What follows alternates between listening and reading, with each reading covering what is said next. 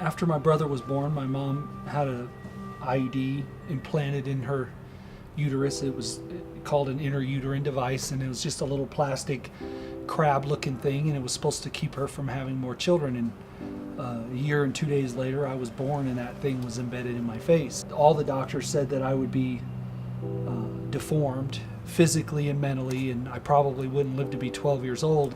I was born January 20th, 1973, and most people will remember January 22nd, 1973, Roe v. Wade was passed.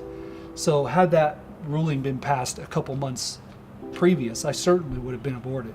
I felt like I was a mistake.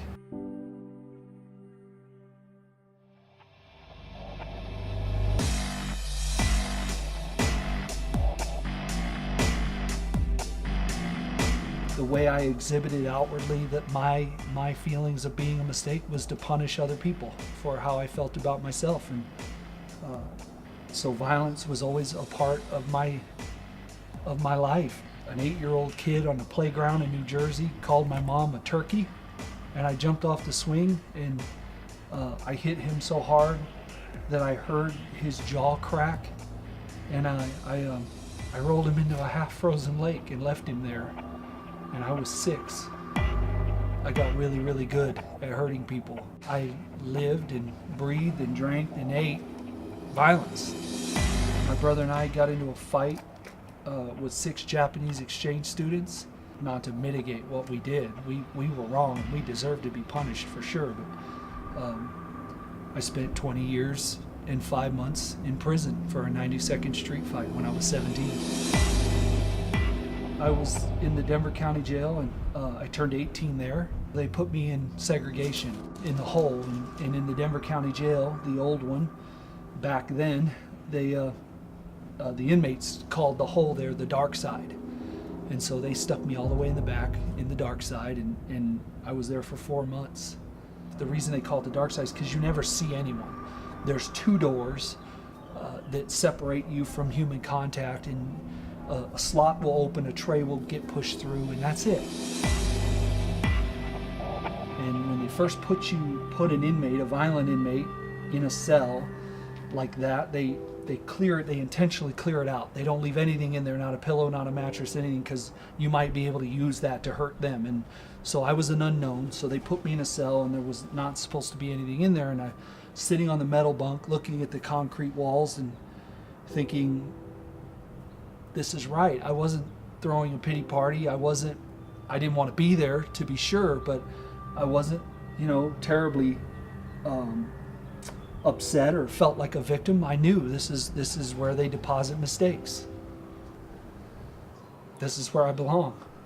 And I was looking around, and something caught the corner of my eye, and it was stuffed under the stainless steel toilet, and I got up and I picked it up, and it was a book, and didn't have a cover on it. It was beat up, it was torn up and tattered, and it was a Set Free on the Inside Bible.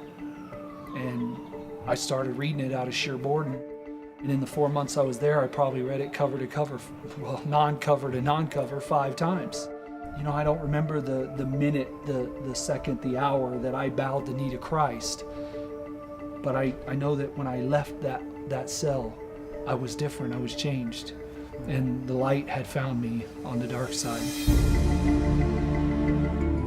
One of my greatest friends, who's still there even today, his name's Trevor, we'd bounce around theological ideas. We were always in our Bibles, and the topic that he and I were, the general topic that we were struggling with was God's sovereignty in our lives. Are we choosing our destiny, or has he already mapped it out for us? Has it already been chosen? And I read Psalm 139. And